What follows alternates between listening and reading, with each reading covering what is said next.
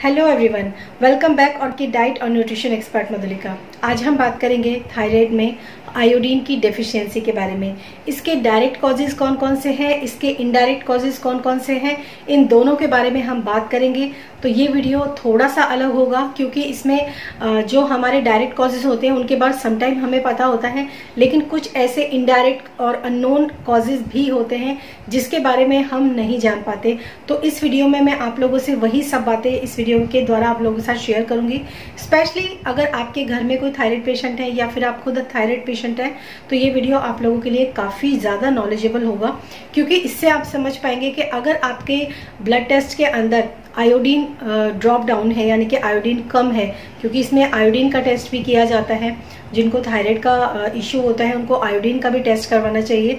मतलब स्पेसिफिक अगर हमें थायराइड का इशू है तो हमें खाली T3, T4, TSH ही नहीं बल्कि हमें और चीज़ों का भी टेस्ट करवाते रहना चाहिए। साथ साथ अगर आप किसी भी तरह का कोई भी सप्लीमेंटेशन नहीं कर रहे हैं तो, क्योंकि जो थायराइड के जो सप्लीमेंट्स आते हैं जनरली, हालांकि ये अलग अलग लोगों के लिए अलग अलग तरीके के सप्लीमेंट होते हैं। हाइपो के लिए अलग होते हैं, हाइपर के लिए अलग होते हैं। जो लोग अच्छी क्वालिटी का सप्लीमेंट ले रहे हैं उनको डेफिशिएंसी होने के चांसेस कम होते हैं, बल्कि जिन लोगों को जो लोग बिल्कुल भी सप्लीमेंट नहीं लेते हैं या फिर उनका पूरा का पूरा जो लाइफस्टाइल है वो अनहेल्दी है, अनहेल्दी ईटिंग पैटर्न है, तो उन लोगों को ये चीज़ें ज़रूर ध्यान देना चाहिए कि आपको एक बार अपने मिनरल्स, विटामिन्स और ट्रेस मिनरल्स इनका भी टेस्ट करवा लेना चाहिए ताकि जो पिक्चर है वो पूरी आप लोगों को क्लियर हो सके। तो आज का जो ये वीडियो है उसमें मैं हिडन कॉज जो होते हैं यानी कि जो डायरेक्ट कॉज होते हैं और जो अनडायरेक्ट कॉज होते हैं उन दोनों के बारे में मैं आप लोगों से बात करूंगी। आयोडीन एक ट्रेस मिनरल है। इसकी जो ज़रूरत होती है हमारी बॉडी के अंदर मिलीग्राम में नहीं बल्कि माइक्रोग्राम्स में इसकी ज़रूरत होती है। बावजूद इसके कि इसकी ज़रूरत केवल माइक्रोग्राम्स में है हमारी बॉडी के अंदर, लेकिन इसका फिर भी डेफिशिएंसी जो है वो बहुत ज़्यादा लोगों के अंदर देखा जाता है। और उसके कौन कौन से रीज़न हैं ये हम यहाँ पर जानेंगे। सबसे पहले जो इसमें डायरेक्ट कॉजेज़ की बात करूँगी, जिसमें कि दो जो है डायरेक्ट कॉजेज़ हैं। सबसे पहला जो डायरेक्ट कॉज आता है वो आता है आपका जो आप खाना खाते हैं वो आपका खाना लो आयोडीन फूड होता है। यानी कि अगर आपको थायराइड का इशू है तो आप लोगों का वेट डेफिनेटली बढ़ा होगा और उस वेट को कम करने के लिए आप सिर्फ लो कैलोरी डाइट या फिर मतलब किसी भी तरह की जो डाइट्स आजकल फैशन में है उन डाइट्स को फॉलो करते हैं, भूखा रहते हैं। ऐसी बहुत सारी गलतियां या बहुत सारी मिस्टेक्स आप लोग कर देते हैं जिसकी वजह से आपकी बॉडी के अंदर आयोडीन जो होता है वो कम हो जाता है। और आयोडीन अगर आपकी बॉडी के अंदर कम है, चाहे आप कितनी भी कैलोरी रिस्ट्रिक्टेड डाइट फॉलो कर लीजिए, चाहे आप कितने भी इंटरमिटेंट फास्टिंग कर लीजिए, चाहे आप कितने भी अलग अलग तरीके के डाइट प्लान फॉलो कर लीजिए, मेनली अगर आपकी बॉडी आयोडीन में डेफिशिएंट है तो आपका जो थायराइड ग्लैंड है वो प्रॉपर T3 और T4 हार्मोन को सिक्रीट नहीं करेगा। उसके कारण अगर आपका वेट थोड़ा बहुत जाता भी है तो वो वापस से लौट कर आता है या फिर काफ़ी ज़्यादा मेहनत करने के बाद आपका वेट कम होता ही नहीं है।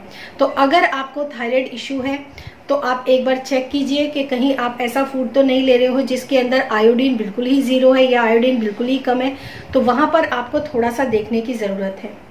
दूसरा जो हमारा डायरेक्ट कॉज होता है वो होता है लो सोडियम या लो सॉल्ट डाइट। जैसे कि हम जानते हैं कि थायराइड पेशेंट जो होते हैं, जो हाइपोथायराइड के पेशेंट होते हैं, वो लोग काफ़ी ओबेस होते हैं, काफ़ी मोटे होते हैं। तो वो लोग क्या करते हैं, अक्सर जो लोग कहीं से वो सुन लेते हैं या ऐसा कुछ होता है, मतलब विदाउट एनी ऑब्जर्वेशन वो लोग अपने आप जो सॉल्ट होता है उसका इंटेक बहुत ही ज़्यादा कम कर देते हैं।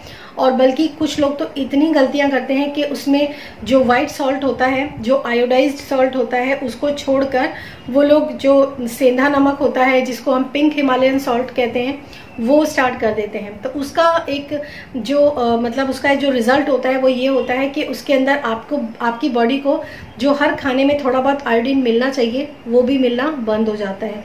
तो ये दो डायरेक्ट कॉजेज हैं जिनकी वजह से आपकी बॉडी के अंदर आयोडीन डेफिशिएंसी हो जाती है। तमाम कोशिशों के बावजूद भी आप अपने थायराइड को ठीक नहीं कर पाते हैं और अपने जो वेट है उसको भी मेंटेन नहीं कर पाते हैं या लूज नहीं कर पाते हैं। अब हम आगे बात करेंगे इनडायरेक्ट कॉजेज के बारे में।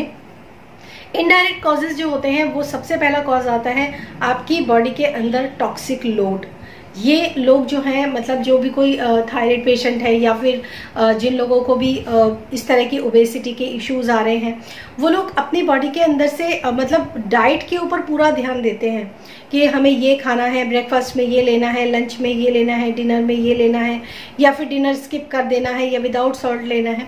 लेकिन वो लोग एक चीज़ भूल जाते हैं कि अगर आपकी बॉडी के अंदर आयोडीन कम है तो ये भी हो सकता है कि आप आयोडीन रिच डाइट ना ले रहे हों, या फिर ये भी हो सकता है कि आप आयोडीन रिच डाइट ले तो रहे हैं लेकिन टॉक्सिक लोड इतना ज़्यादा है आपकी बॉडी के अंदर कि वो आयोडीन जो है वो आपकी बॉडी पूरी तरीके से एब्जॉर्ब नहीं कर पाती है। तो ये दो रीजंस जो हैं, ये आपको बहुत ज़्यादा ध्यान देने की ज़रूरत है कि जब भी आप किसी भी डाइट प्लान को फॉलो करने की कोशिश करते हैं या फिर किसी भी तरह का मील प्लान आप अपने लिए ले रहे हैं या फिर आप खुद से ट्राई कर रहे हैं, तो सबसे पहले आप काम कीजिए, अपनी बॉडी को टोटली डिटॉक्सिफाई कीजिए। जब आप अपनी बॉडी को टोटली डिटॉक्सिफाई करेंगे, उसके बाद जो आयोडीन आपकी बॉडी के अंदर होगा या आप खाएंगे वो आपकी बॉडी एब्जॉर्ब करेगी।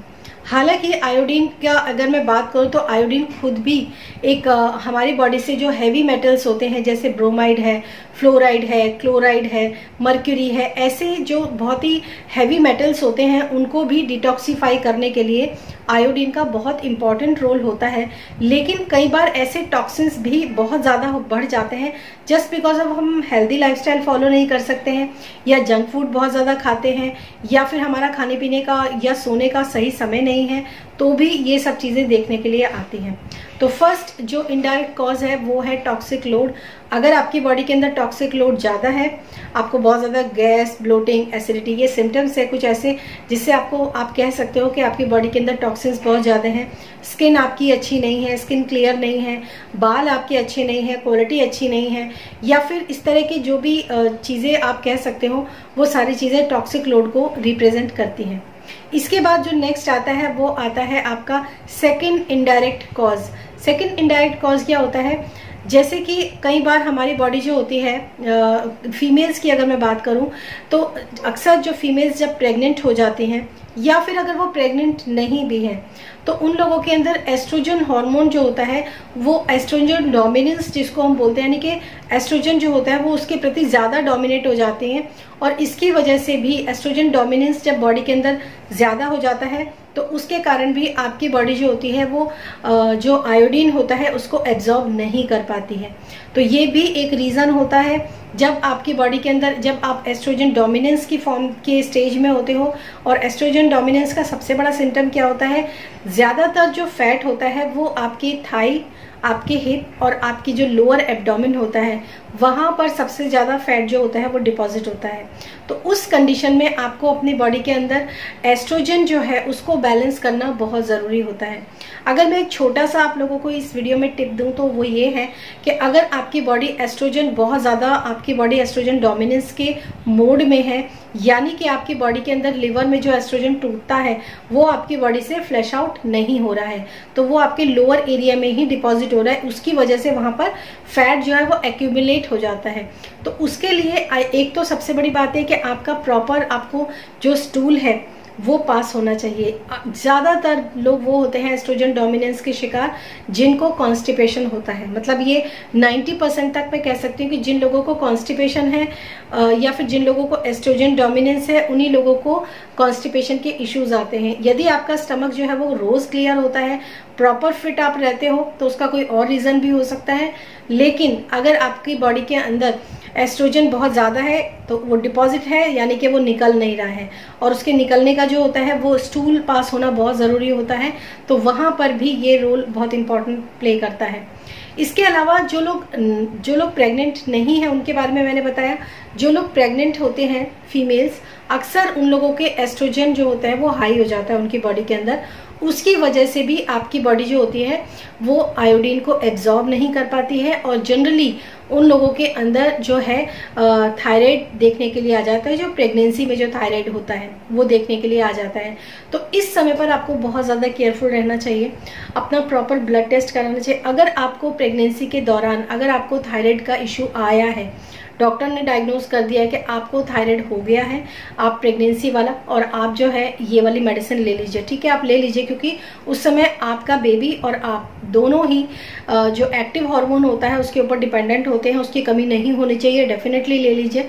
लेकिन साथ साथ अपने ब्लड टेस्ट करा के ये भी देखिए कि क्या प्रॉब्लम है, आपको ऑटो इम्यून है या फिर आपको न्यूट्रिएंट डेफिशिएंसी है या फिर आपको मिनरल्स की डेफिशिएंसी है। इन सब चीज़ों का टेस्ट करवाइए। प्रॉपर फूड के थ्रू उन चीज़ों को फुलफिल करने की कोशिश कीजिए। विद डिटॉक्सिफिकेशन के जो प्रोसेस होते हैं प्रेग्नेंट वुमेन में, वो बहुत ज़्यादा डिफरेंट होते हैं और बहुत ज़्यादा संभल कर अपनी बॉडी को डिटॉक्स करना चाहिए, क्योंकि एक बेबी जो है वो ऑलरेडी आपके अंदर है। तो डिटॉक्सिफिकेशन के जो चीज़ें हैं या ड्रिंक्स हैं उनका बहुत ज़्यादा सोच समझ कर उसका इंटेक किया जाता है जब लोग प्रेग्नेंट होते हैं। तो ये आज का वीडियो है। आई होप ये वीडियो आपको अच्छा लगा होगा, समझ में आया होगा। इस कॉज को भी आप समझेंगे कि क्यों आपकी बॉडी के अंदर हाइपोथायराइड है या फिर आपकी बॉडी के अंदर जो है आयोडीन की डिफिशिएंसी है। जनरली अगर बातें मैं एक शेयर करूँ आप लोगों से, जापानीज जो लोग होते हैं या फिर जो लोग सी फूड वगैरह अच्छा खाते हैं, उन लोगों के अंदर जो आयोडीन होता है वो उसकी डेफिशिएंसी बहुत कम देखने में आती है। लेकिन यहाँ पर गलती कुछ लोग ये भी कर देते हैं कि डायरेक्ट आयोडीन का सप्लीमेंट लेना शुरू कर देते हैं बिना किसी के ऑब्जर्वेशन के। तो वहाँ पर भी आपको ध्यान रखना है कि विदाउट एनी ऑब्जर्वेशन आप किसी भी तरह के सप्लीमेंटेशन को ना लें।